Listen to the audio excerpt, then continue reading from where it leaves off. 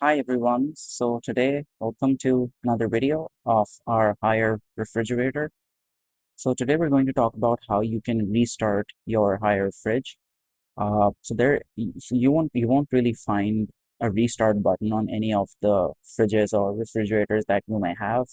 If it's a newer one and they happen to have a button, then I don't know. But the fridges that I have seen all my life, none of them have a restart button like a phone or something else. They just like if you were to look all around towards the back, internally, externally, anywhere, you will not find a restart button anywhere.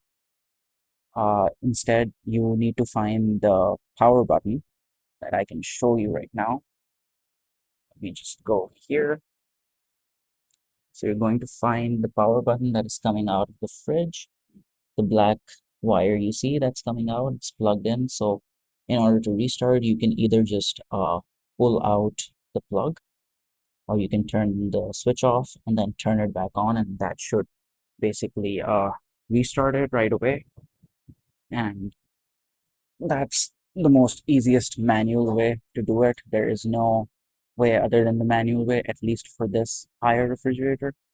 Maybe you have a more modern fridge or something, and it does have a restart button, but in most cases it won't, and this will be the only way to do that. And the reason you might want to do that is maybe your fridge is acting up, it's not cooling properly, there's something wrong with it.